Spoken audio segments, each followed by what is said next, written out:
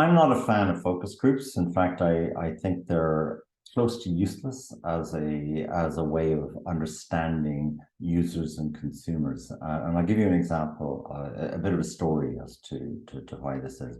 Some years ago, I was a new product manager with Unilever, and we were researching a brand callxe that you may have heard of. It's a perfume deodorant body spray that is mostly targeted at teenage and young adult men. And so we were about to introduce this. This is and it was a few years before it was actually introduced, and we did a focus group. Now, as a marketing person, you spend a lot of time behind the one-way mirror in focus group, watching groups interact and hearing what they say. In this particular case, it was in a motel, and we had a camera installed in the room, and then I was in the next room just watching what was coming up on the TV about the interactions and so on. And it was fairly clear with this particular group of young men that there was one particular guy who was just kind of aggressive and outspoken, etc., etc. Like more being aggressive and outspoken, I suppose. But what was happening was that everybody else in the group was deferring to him. And this is a thing that young men are notorious for, that they don't necessarily think independently. There's very strong herd instinct. So in any case, we introduced the product, and the way we got them to smell the product, because we wanted them to comment on the perfume, was they'd spray it into the bottle cap and then they'd sniff and pass it around. And it turned out this guy was the second or third person to receive it. He got it, he smelled it. Oh, it smells like Lysol. And immediately that focus group was destroyed, because nobody could say he set the norm for that group, where it became just not permissible to say anything positive about it. Not that I wanted people to say anything positive about it, don't get me wrong, but it was that the responses were clearly coming from a place of insecurity about their position in the group. We eventually did the researcher's trick of knocking on the door and beckoning this guy out and saying, "We've got a message for you. Can you come out? Oh, and bring your coat and your bag while you're there." And we gave him his money and sent him home. But for the rest of that group, there was nothing that was useful that could be said. So it was a bit of a lesson in the idea that focus groups can introduce a tremendous amount of bias into the research, and that's true of any method that you use. Every method has its shortcomings and its limitations. It kind of blew apart in that particular case, but as you go forward and as you start to design qualitative ethnographic research, it's important to plan things and to be aware of what you're doing. So what I'll do in this lecture is talk a bit about some of the decisions you have to make as you're designing a research study, and then towards the end we'll talk about some of the more creative things that you might do.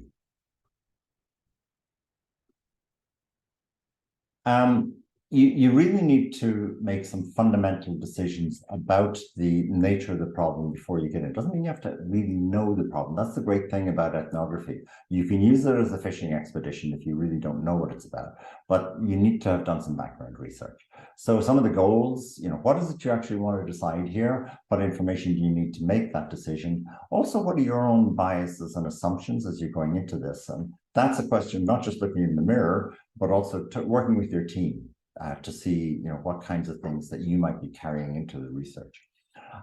Who's the sample? Who are you going to interview or observe, and what's their role in the decision or in the process of usage? Where are you going to do this research? What kind of locations? When are you going to do it? And what kind of methods will you use? So let's go into some of those things. Let's talk, for instance, to begin with, about the goals. It's a bit strong. I know this is a headline, you must frame the problem before you design the research. That's a little strong, but keep in mind that the way to frame problems is to start with a temporary frame and be prepared to change it. So in that sense, yes, have a frame, have a temporary frame.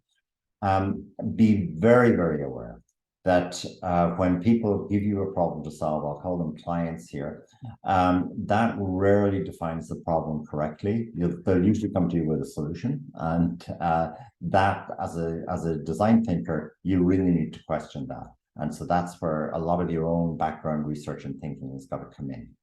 I would check on the problem framing, lecture, and readings around that particular issue. Some of the indicators, though, that you need to reframe. Maybe the client has already decided what the methodology is. We need to do focus groups. Well, maybe focus groups aren't necessarily the right way of getting the problem.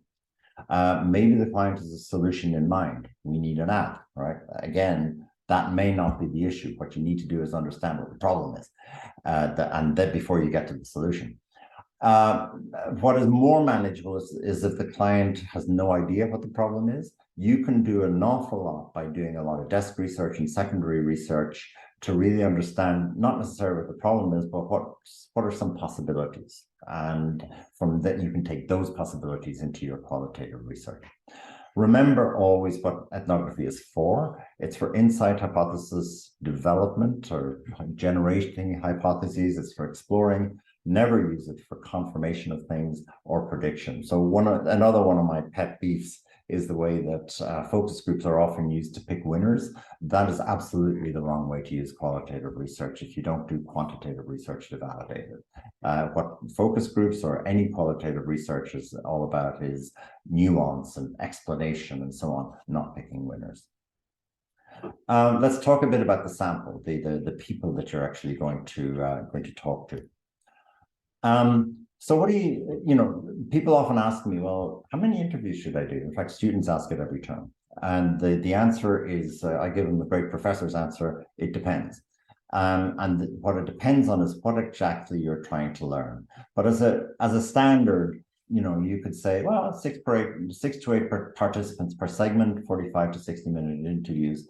That's kind of standard. You can go more than that or less than that, but the real principles are the principles of saturation and representation. Okay. First of all, the problem itself, you need to define your research questions first, and then think about what kind of people you need to answer them. In other words, you may need to interview several different segments of people. Let's say you're doing a car study and you want to understand how older buyers and how younger buyers are thinking about buying cars. Well, the principle of representation then is that you need to have enough respondents in the older group and enough respondents in the younger group to give you confidence that that group is sufficiently represented in your final conclusions. Sufficiently represented really means that, one respondent is not going to be enough, because that's always going to be one respondent. 2 or 3 might be better, 5 or 6 might be better still. However, that's where the principle of saturation comes in. And so that's the idea that if you go out and do your research, let's say you do research in your older group, and after 3 or 4 respondents, you're starting to hear the same thing over and over again with respect to the key questions that you want to ask. That you're at a point of data saturation then, right? So there's no point in doing more interviews because you've got the information you need. So that's on the other hand, let's say you're doing the younger group, and then the younger group, you go through all the research, you ask your questions and so on, and it's hard to make any sense of the information. That's, they're all different. The responses are all over the place. You ask the same questions, you get 6 different answers to them, etc. What I would do there is say, you know what, this is an indication perhaps that the segment is not really fine enough, so that you've got several different segments and they're all answering in different ways. So I would go back and rethink the way that you've divided up the segments, and maybe there are a lot of subsegments in the younger group that you could define, and when you do that, then you start to get more consistent answers within each segment. There's a nice principle called squeezing to fit, and that is really just start out with your ideal approach, and then you trim as you need to.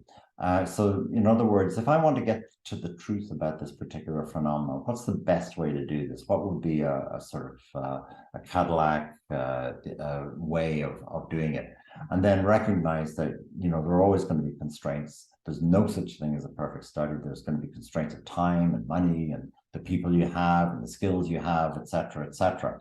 So then you can start to trim, right? So you know what the ideal is. And if you then trim down to maybe we do fewer participants, maybe we do fewer activities, shorter sessions, maybe we use artifacts instead of actually going to the location, use technology creatively, do things in a less complex way.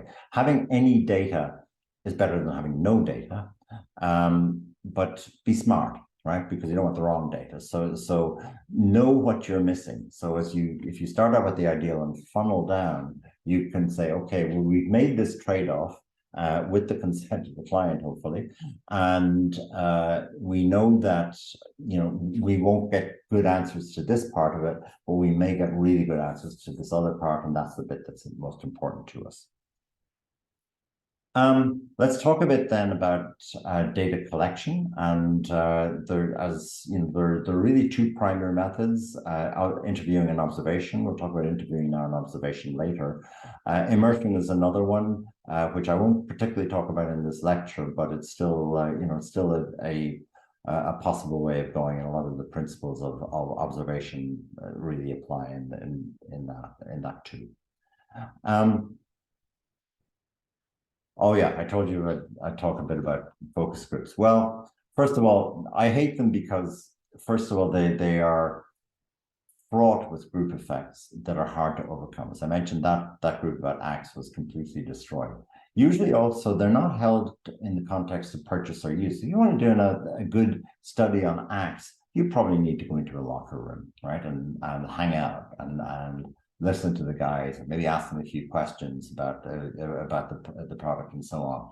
So, or if you're interested, that's the usage side of things. Or if you wanted to look at what they're taking into account when they buy it, maybe you go into a Shoppers Drug Mart or London Drugs and you watch people buy, and then you might ask them as they come out of the store, tell me why you bought that, and what were you thinking about when you did, and so on. The other thing that they do is they tend to turn respondents into experts. It's kind of stupid to do what we did, which is to have them sniff the perfume out of the cap, because the perfume smells very different in a cap from on somebody's body to begin with.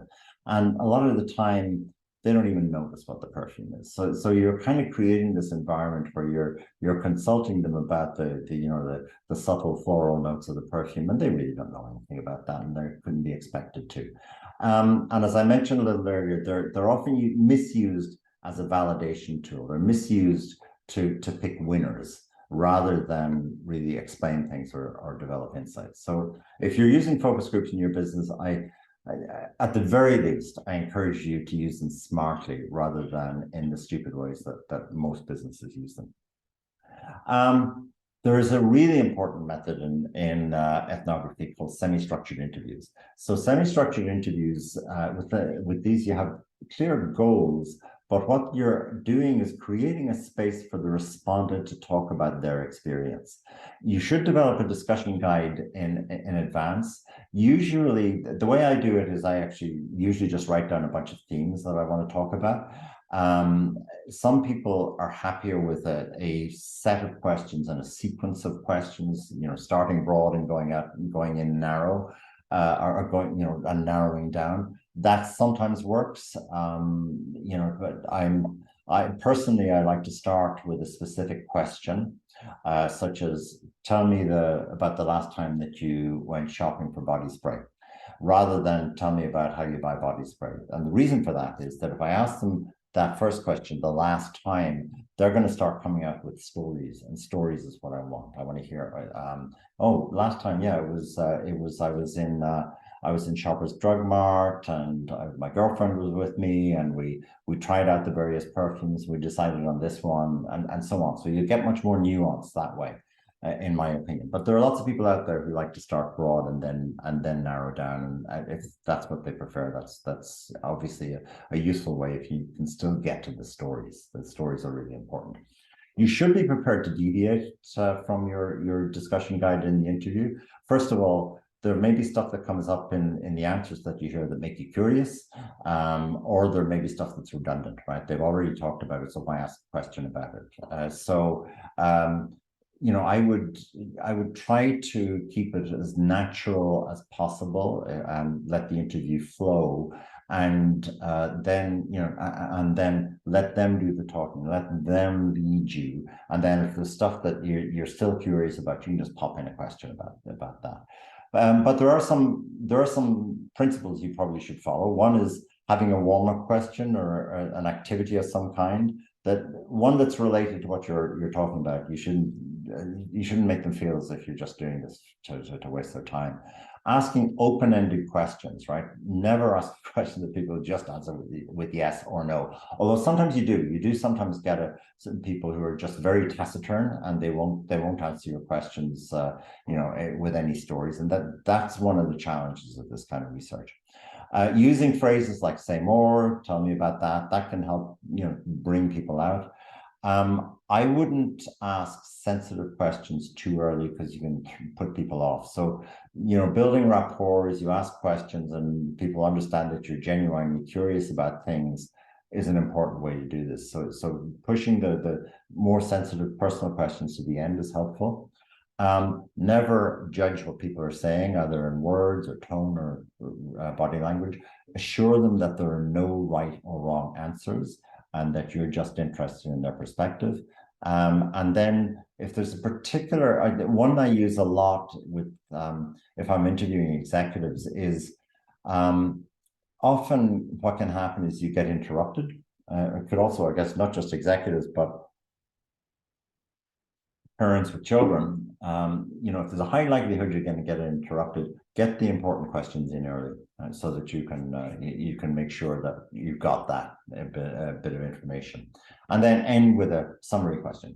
All in all, what do you think of this product, or what do you think of this experience? And that can invite them to sort of talk more.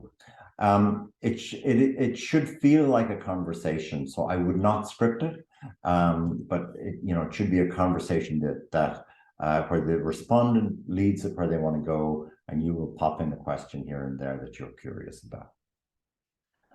Where do you do this? Well, the important thing here is the rule.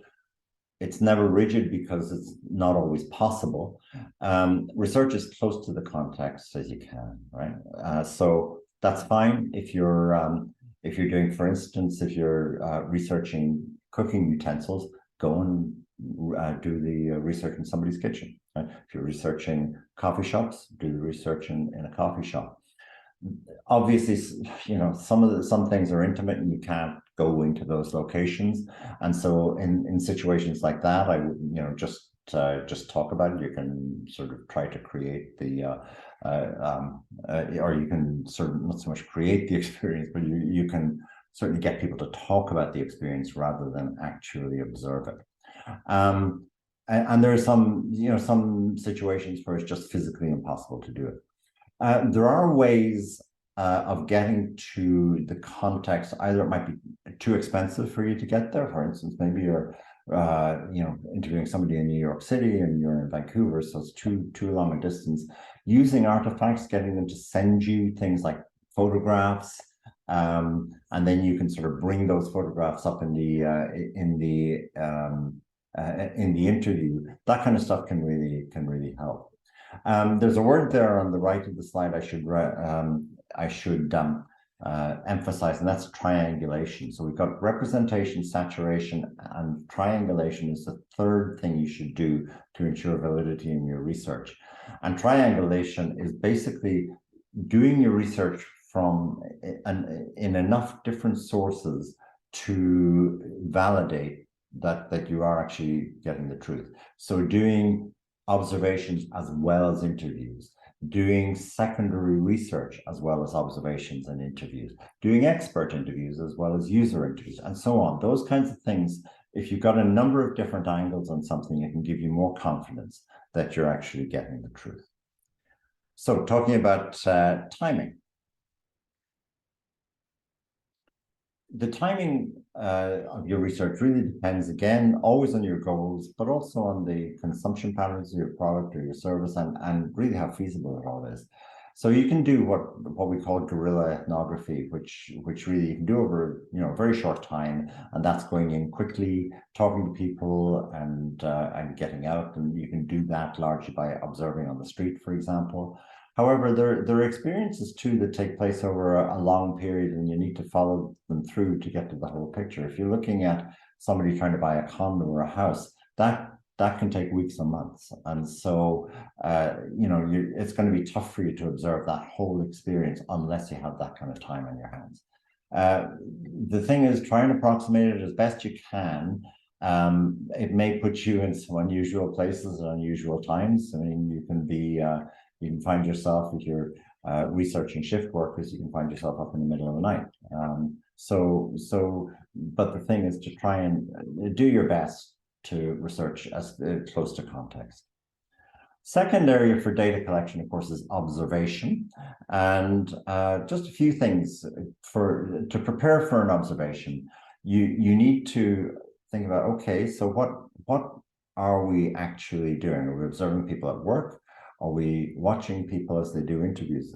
One thing I should say is that interviews are not purely just talking to people. You're also watching them as you're talking. So there's an element of observation in all interviews that you do, which is why I generally feel it's better to do interviews in person rather than on Zoom if you can. But what are we actually observing, and then what's the best way of getting to that? You'll need an observation sheet. You would, if you are working in a company and you're researching how people do work in that company, I wouldn't assume that you know how that work is conducted, even if you've actually been in that area in the past. So just try to have a clean slate as you go into it. And as I mentioned a moment ago, try to look at data from different sources that will give you some confidence that what you're getting is truthful. Okay, some methods for observation. One is you can shadow an individual, recording what they do, their interactions. For instance, you could do this in a business. So you shadow an executive, or in a school, shadow a teacher, watch what they're doing, who they're talking to, how long they take, and actually keeping a note of duration, time, location. Don't ask questions and interrupt. One of the challenges with observational research is that the act of observing can actually change the experience. And so you want to try and avoid that to the extent that you can. Or you could, instead of looking at an individual, you can observe a location, like a grocery store, right? What are the flows? What are the patterns of traffic? What's the timing? There's a great book on that, actually, by the name of Why We Buy by Paco Underhill, which talks about observations in the retail environment and the kinds of things you can do to see how people shop and why. There are a couple of frameworks you can look for. One is POEMS, People, Objects, Environments, Messages, and Services. And what you can do is design a sheet with boxes for those, and you can, your worksheet, then you can start to fill things in as you're observing the experience. Or the Compelling Experiences framework is another one. Make sure to record everything. Take photographs, use video, audio recording, make sketches, etc., etc. And the audio recording you can easily transcribe now using an AI transcriber. They're not perfect, but you can get a real sense of what was said. And then, of course, I've mentioned in a previous lecture the whole idea of autoethnography, making yourself the subject of an experience. And that's a process of just recording everything that happens, but also your own thoughts, your own notes about and feelings, about your thoughts and feelings about it. I'd like to just add a couple of slides before we finish, just about, it's a bit of a cautionary note. Here's something that you observe. Let's say, here's a man, he's opening his car. What do you see? You see a coffee cup on the roof of the car. And so what I might have done would be to say, oh yeah, he's put the coffee cup on the roof of the car because he's got his hands full, and he needs to be able to get the keys out so that he can open the door of the car. Well, there's a number of things. First of all, the photograph doesn't tell me whether he's opening the door of the car or not. He may be locking it. The other is I can't see whether his hands are actually full. I can't see his other hand. So there's a number of things that this might be. Let's think about some alternative explanations. Well, I put my coffee cup there while I was opening the door because my hands are full. That was the first one. I don't know how the coffee cup got there. It was sitting on the roof when I came out of the store.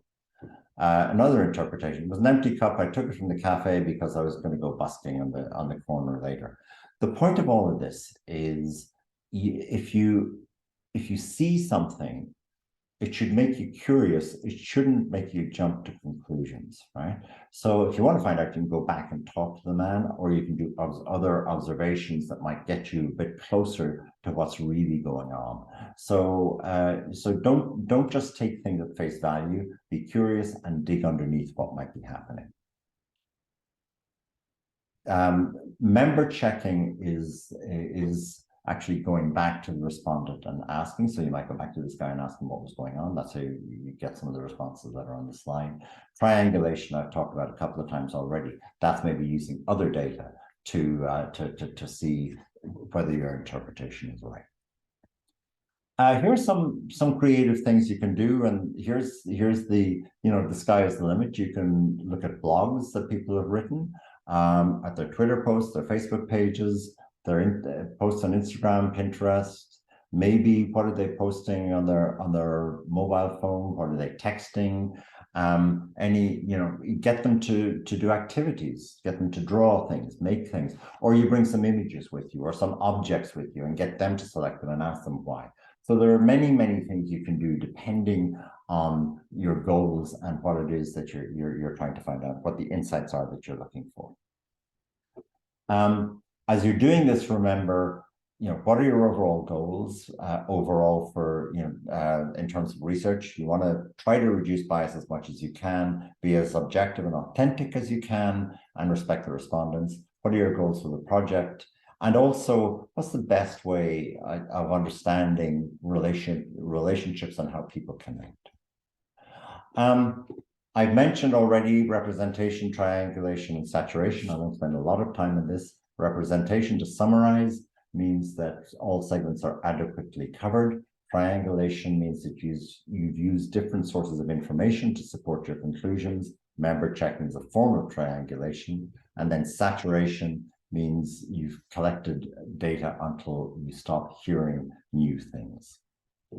So to finish up, here are some things to think about. First of all, be clear on what the problem is. Choose the right method for the problem you're solving. Sample size is not determined by, as it is for quantitative research, by probabilistic methods, but by things like representation and saturation. And that means that your sample sizes are often considered low by quantitative standards. So people who don't understand qualitative research find that the sample sizes are too low. That's if what you're looking for is insight and explanation, you don't necessarily need samples that are of thousands of people. In fact, they're not really feasible for samples of that size. And then research as close to the context as you possibly can. So something to think about as you reflect on this session. When might you use interviews rather than observation, and observation rather than interviews? What might be a time when you would study extreme users versus those who are very big users of a product category versus or very low or non-users versus what you might call typical users? How do you make sure your own biases aren't distorting the results? And I've mentioned previously, Steve Jobs was not a fan of user research. He once said a lot of people don't know what they want until you show it to them. Would you agree? I'll leave that question with you and we'll finish up this lecture here.